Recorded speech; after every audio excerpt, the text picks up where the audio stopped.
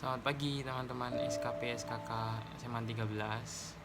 Jadi di hari ini saya akan membawakan satu renungan untuk kita semua. Dan sebelum itu, marilah kita berdoa. Ya Tuhan, terima kasih karena di pagi ini kami boleh kembali mendengarkan firman-Mu. Kami boleh mendengar berita yang baik buat kami semua, dan kiranya apa yang hari ini kami dengar juga boleh menjadi berkat bagi kami di sepanjang hari ini, mungkin di keesokan hari dan seterusnya. Kiranya Engkau memberkati setiap apa yang kami lakukan dan setiap apa yang akan kami perbuat, maupun kepada orang lain ataupun kepada diri kami sendiri. Kiranya itu boleh menjadi suatu kemuliaan bagi nama-Mu ya Tuhan.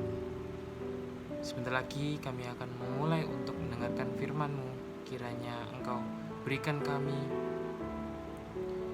suatu pendengaran yang baik, dan juga kami boleh meresapi firman yang akan kami baca di pagi hari ini. Haleluya, amin. Jadi firman kali ini akan dibawakan dari Wahyu 2 ayat 1 sampai 7. Kepada jemaat di Efesus, tuliskanlah kepada malaikat jemaat di Efesus. Inilah firman dari Dia yang memegang ketujuh bintang itu di tangan kanannya dan berjalan di antara ketujuh kaki dian emas itu. Aku tahu segala pekerjaanmu baik, jerih payahmu maupun ketekunanmu. Aku tahu bahwa engkau tidak dapat sabar terhadap orang-orang jahat, bahwa engkau telah mencobai mereka yang menyebut dirinya rasul, tetapi yang sebenarnya tidak demikian, bahwa engkau telah mendapati mereka berdusta, dan engkau tetap sabar dan menderita oleh karena namaku, dan engkau tidak mengenal lelah.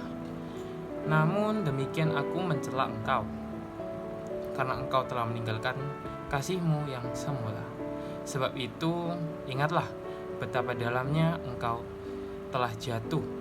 Bertobatlah dan lakukanlah lagi apa yang semula engkau lakukan. Jika tidak demikian, aku akan datang kepadamu, dan aku akan mengambil kaki Dian dari tempat jikalau engkau tidak bertobat. Tapi ini yang ada padamu, yaitu engkau membenci segala perbuatan pengikut-pengikut Nikolaus, yang juga aku benci. Siapa bertelinga, hendaklah ia mendengar apa yang dikatakan Roh kepada jemaat-jemaat. Barang siapa menang, dia akan kuberi makan dari pohon kehidupan yang ada di taman Firdaus Allah. Jadi arti dari firman itu adalah jemaat di Efesus ini menerima pujian karena pekerjaan jerih payah, ketekunan, kesetiaan mereka menolak yang jahat, dan kesabaran mereka.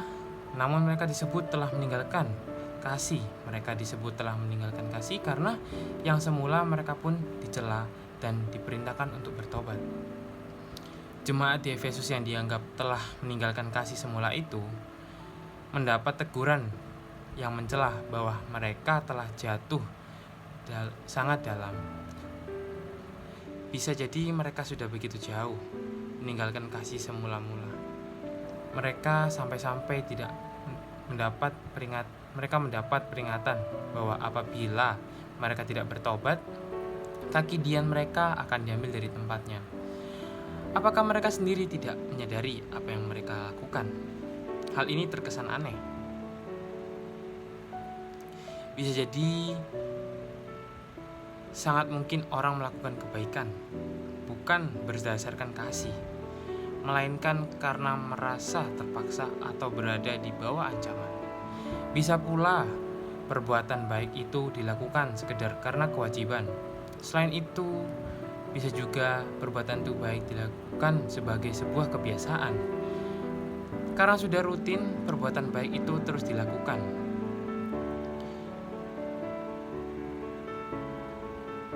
Jadi, orang yang berbuat baik secara mekanis seperti mesin Mereka tak tahu lagi alasan makna dari perbuatan baiknya. Teguran keras kepada jemaat di Efesus kiranya juga menjadi teguran bagi kita sekalian. Berbuat hal yang baik adalah sebuah norma universal. Orang dituntut berbuat baik agar dapat menerima dalam pergaulan dan relasi. Namun sungguh, orang pun bisa jatuh pada perbuatan yang baik yang tidak tulus dan tidak didasarkan kasih. Karena tuntutan sosial dan kebiasaan orang melakukan kebaikan secara mekanis. Mari kita gali ulang kasih dalam diri kita. Mari kita mengasihi sedemikian rupa. Mengasihi kita berbuat baik dari dorongan kasih. Mari kita kembali kepada kasih kita yang semula, kasih kepada Allah dan sesama, dua hukum yang terutama. Contohnya seperti kita berbuat baik, tapi jangan perbuatan itu karena kita menginginkan sesuatu, ataupun kita didesak orang untuk berbuat baik. Ayo kamu harus gini, kamu harus berbuat baik. Percuma kita berbuat baik tapi itu bukan dari keinginan kita sendiri, karena ya itu sama aja bohong. Kita juga akan mengulangi hal-hal itu di kemudian hari. Dan Tuhan menginginkan kita memiliki kasih dan berbuat baik secara tulus dari hati nurani kita.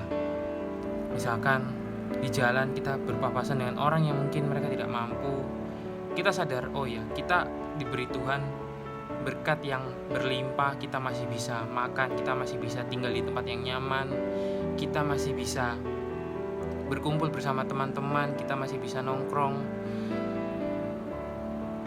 Kita harus sadar, di luar sana itu banyak yang merasa tidak mampu. Bahkan mereka sehari, 2 hari, 3 hari mereka tidak makan, mereka masih menahan lapar. Sedangkan kita yang tiap hari berkecukupan, kita bersekolah di sekolah yang difasilitasi dengan baik, kita harus sadar akan hal itu.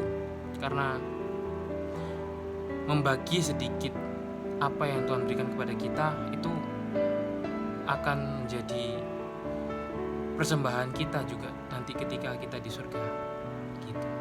Jadi sekian renungan hari ini. Kiranya renungan ini boleh bermanfaat bagi kita semua. Terima kasih. Sebelum itu saya akan tutup renungan ini dengan doa. Mari kita berdoa. Ya Tuhan, terima kasih karena di pagi ini kami sudah boleh mendengarkan sepenggal dari ayat Alkitab yang kami baca. Kiranya ayat yang kami baca ini boleh menjadi bekal bagi kami dan pelajaran bagi kami, dan juga renungan yang saya sampaikan boleh menjadi berkat yang bermanfaat bagi teman-teman. Kiranya renungan ini boleh menyadarkan kita bahwa apa yang kita perbuat, apa yang kita lakukan harus dilandasi dengan kasih. Kasih yang tulus, bukan kasih yang terpaksa. Dan juga saya berdoa untuk teman-teman boleh juga melayani lebih sungguh, lebih tulus dalam melayani Tuhan. Kiranya teman-teman juga diberi kesehatan dan juga selalu melimpah berkat yang Kau berikan kepada teman-teman kami. Dan juga orang-orang di luar sana sedang mengalami kesusahan, kiranya Engkau boleh memberikan mereka kekuatan dan kebangkitan agar mereka tidak putus asa. Mereka boleh juga merasakan apa yang kami rasakan ya Tuhan. Kiranya renungan ini boleh selesai hanya karena nama-Mu yang kudus ya Tuhan. Terima kasih ya Tuhan. Haleluya. Amin. Terima kasih teman-teman.